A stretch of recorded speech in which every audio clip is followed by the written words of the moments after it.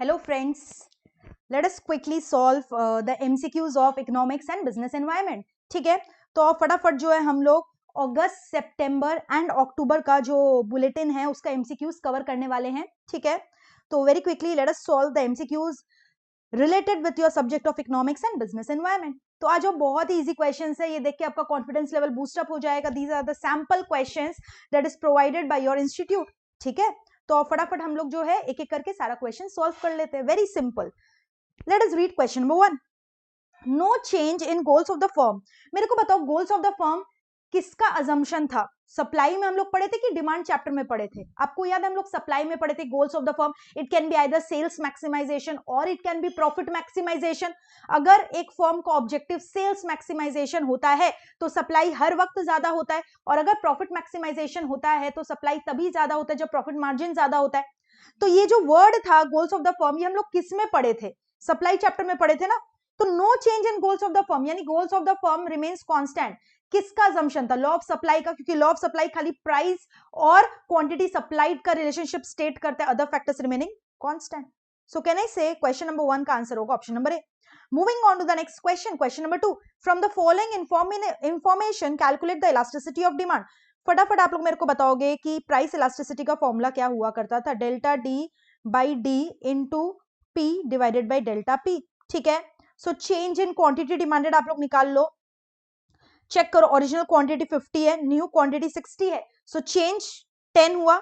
Original demand है 50, original price, P stands for original price, original price कितना है? 10 है. और चेंज इन प्राइस कितना है? New price 5, original price 10, change कितना हुआ? 5 रुपीज चेंज हुआ. ठीक है, तो आइए हम लोग इसको सॉल्व कर लेते हैं. 5 to the 10, 2 divided by 5, that comes to 0.4. ठीक है, सो आंसर इज 0.4. आपको याद है मैंने पढ़ाया था अपने मेन क्लास में, अगर nothing is mention original method is always used and a minus sign should be there outside the formula. But आपके आंसर्स में माइनस साइन नहीं है तो आप उसको इग्नोर करोगे and correct answer B tick करके आओगे. ठीक है, all right. Moving on to the next question, question number 3. In which of the following scenario cross elasticity between two commodities x and y will be zero? बोल रहा है कि zero होना चाहिए क्रॉस इलास्टिसिटी. यानी जीरो कब होता है? EC इक्वल्स टू जीरो, यानी when there is no relationship. याद है आपको, जब कोई रिलेशन ही नहीं है x और y के बीच में, उसको हम लोग बोलते हैं जीरो क्रॉस प्राइस इलास्टिसिटी. और जब cross price elasticity greater than zero होता था, दैट वाज इंडिकेटिंग गुड्स का नेचर. दो हम लोग पढ़े थे, ग्रेटर देन जीरो में सब्स्टिट्यूट, लेस देन जीरो में कॉम्प्लीमेंट्री. ठीक है, तो इसका आंसर होगा not related. x and y are not related, option number C. So I hope 3 clear है. फटाफट क्वेश्चन नंबर 4 आओ हम लोग सॉल्व कर लेते हैं. That is your national income. यहाँ पे आपको जो है 4 में क्या निकालना है? जीएनपी निकालना है according to the expenditure method. तो expenditure method was very simple. सारा हम लोग को एक्सपेंडिचर ऐड करना था, consumption expenditure, investment expenditure, net export. ठीक है, ये सारे एक्सपेंडिचर को और ग्रॉस डोमेस्टिक प्राइवेट इन्वेस्टमेंट सब ऐड करके हम लोग का आ जाएगा GNP. So private consumption expenditure आएगा, यस. ये भी आएगा, यस. नेट फॉरेन इन्वेस्टमेंट भी आएगा. अभी तक कितना हुआ? 100 प्लस 80, 180 प्लस 20, यहां तक 200 हो गया.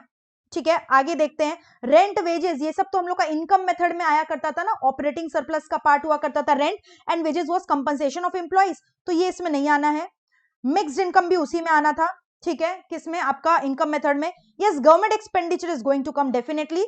तो यहाँ 200 था, यहाँ 70, total stands for 270 crore. So the correct answer is option number D. So 4 का करेक्ट आंसर क्या होगी? Option number D, expenditure method. ठीक है, moving on to the next question number 5. यहां पे पूछ रहा है which of the following formula will be used for deriving NNP at market price. NNP at MP चाहिए आपको. तो अगर ग्रॉस दिया है, ग्रॉस से नेट, मैंने बताया था फर्स्ट लेटर का कन्वर्जन आपको करना है. First letter always signifies gross और नेट. ग्रॉस से अगर आपको नेट में जाना है तो minus depreciation, otherwise all the letters are same. You can see GNP, N national, national convert नहीं करना है. मार्केट प्राइस, खाली ग्रॉस से आपको नेट में जाना है तो उसके लिए माइनस डेप्रिसिएशन. सो 5 का correct answer is B. Next question number 6. Dash for flows for those transaction with the government merely acts as a banker. So simple, public account. ठीक है. 7 number, loan obtained from the RBI by the government of India. So that is a kind of capital receipt. So that will form a part of capital budget. So 7 का correct answer is option number A. Next, moving on to question number 8. Which of the following organization took over the regulatory and administrative control of UTI from the RBI 1978? पूछ रहा है कि किसने इस wing को ले लिया था अपने हाथों अलग से, आरबीआई का विंग को? The answer is IDBI, industrial development bank of India. So 8 का correct answer is D.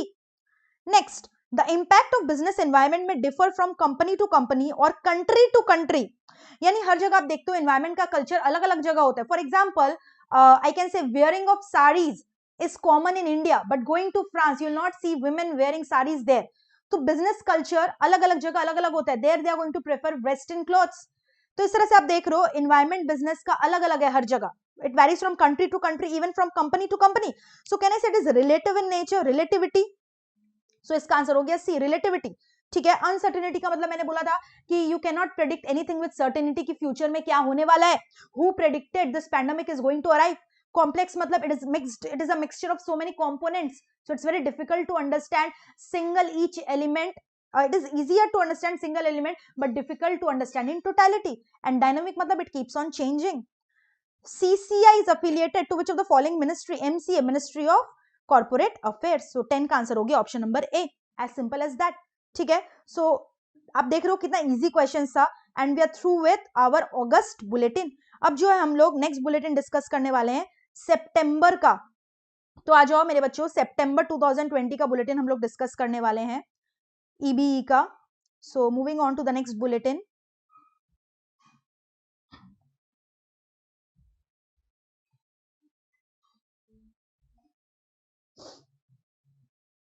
Question number 1. No change in goals of the firm is the assumption of which of the following law of economics? Again मेरे को बताओ, goals of the firm, same question they have repeated. Goals of the firm किसका factor है? Supply का. तो इसका correct answer क्या होने वाला है मेरे को बताओ फटाफट. Option number A, law of supply. क्योंकि law of supply again states the positive direct relationship between price and quantity supplied ceteris paribus, other factors remaining constant. So question number 1 का जो आंसर है वो क्या होने वाला है? A, law of supply. Moving on to question number 2. You have to calculate it, फटाफट निकाल लेते हैं. आ जाओ. अगेन इलास्टिसिटी आपको निकालना है. इलास्टिसिटी का फॉर्मूला आपको पता है, delta D by D into P by delta P. So delta D यानी कि चेंज इन क्वांटिटी कितना हुआ? Original quantity is 100, new quantity 60, so change हो गया 40. Original demand 100 into original price कितना है 10 divided by delta P, change in price.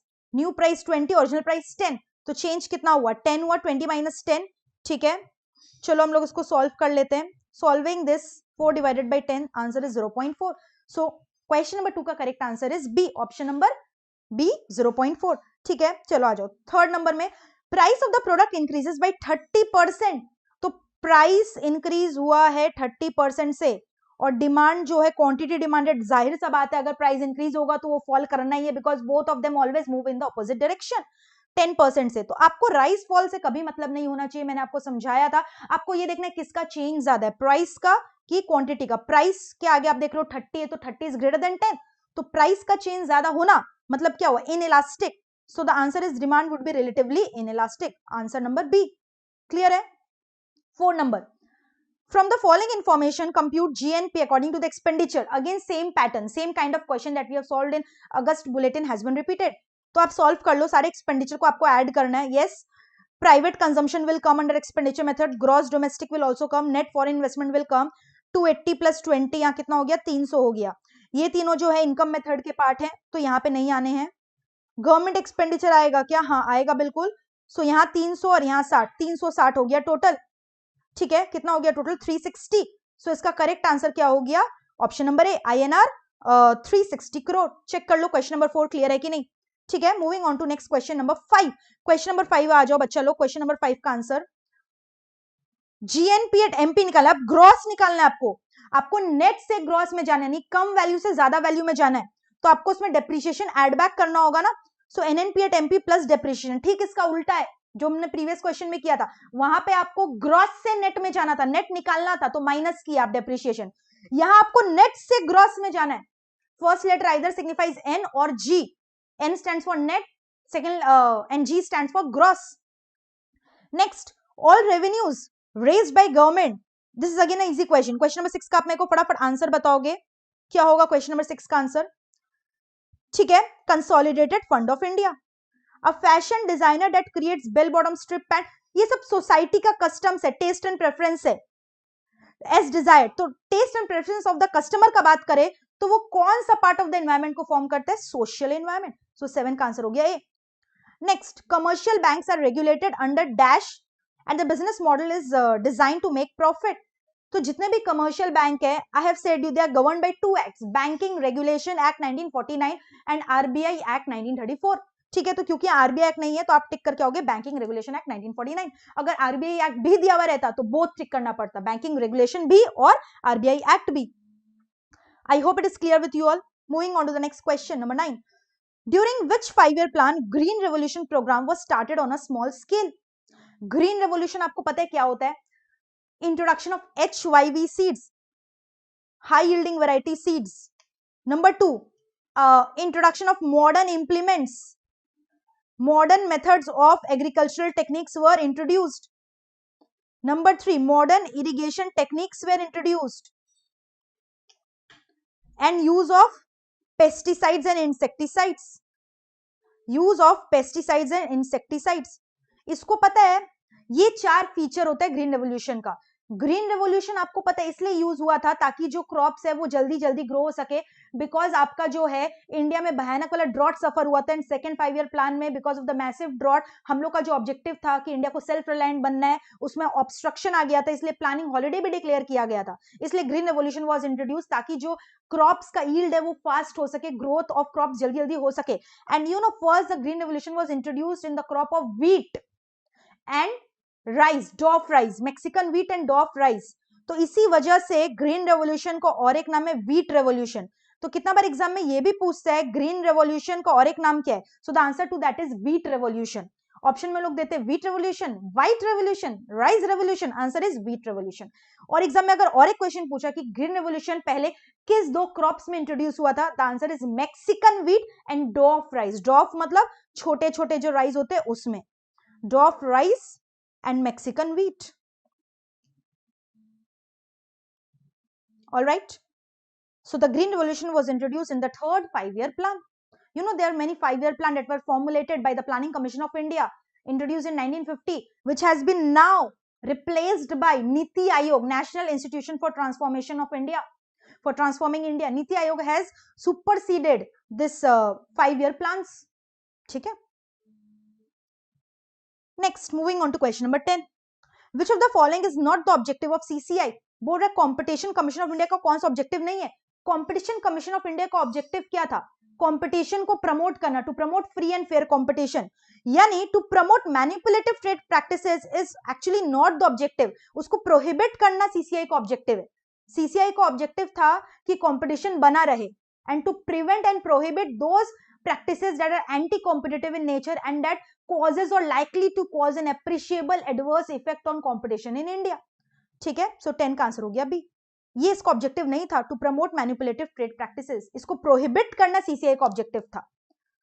All right, so this completes your next bulletin. अब हम लोग का जो लास्ट बुलेटिन बचा है वो हम लोग सॉल्व कर लेते हैं, फटाफट आ जाओ।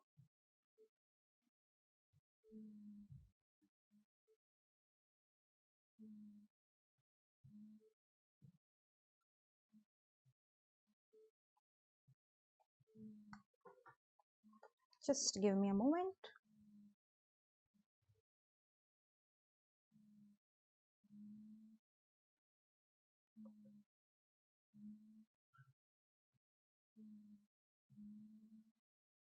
Yes, this is the latest bulletin issued by your institute, अक्टूबर का। ठीक है, let us solve this very quickly.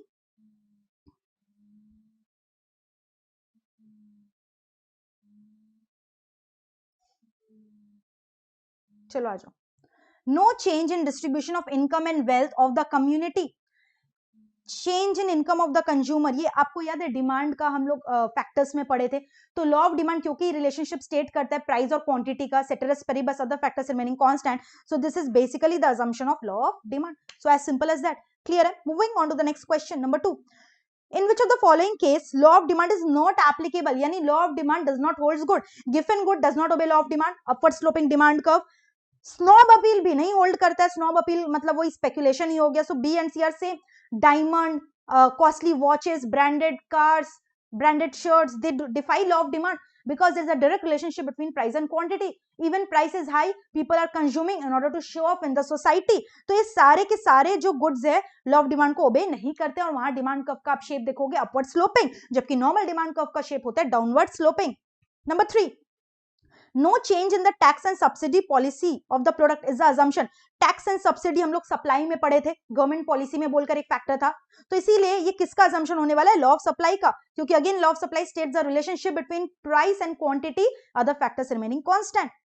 Next, the method of national income which measures the contribution of each producing enterprise, यानी each sector of the economy का, primary sector, secondary sector, tertiary sector, primary यानी agriculture, secondary यानी manufacturing sector, tertiary मतलब service sector, that includes banking sector, insurance sector. ये सारे का हम लोग वैल्यू एडेड को ऐड करते हैं तब जीडीपी निकलता है ना, याद है. तो ये कौन से मेथड का हम लोग का पार्ट था, प्रोडक्ट मेथड और value added method. So option number C is correct. Gift, donation and scholarship, these are excluded out of the purview of national income, because here there is only one way transaction, there is no quid pro quo, they are not reflecting any production of goods and services of the current year, and therefore they are excluded from national income. So transfer payment इसको बोलते हैं, क्योंकि ये खाली आपको मिल रहा है but return में आप इसके बदले में कोई करंट ईयर में गुड्स या सर्विसेज का प्रोडक्शन नहीं कर रहे हो, तो इसको हम लोग वन वे ट्रांजैक्शन भी बोलते हैं. There is no quid pro quo, and जहां पे नो क्विड प्रो क्यो होता है, नो क्विड प्रो क्यो मतलब एक्सचेंज में कुछ नहीं मिलता, वो सारे के सारे नेशनल इनकम के परव्यू से बाहर रखे जाते हैं. Next, question number 6, which of the following is not the method of measuring national income?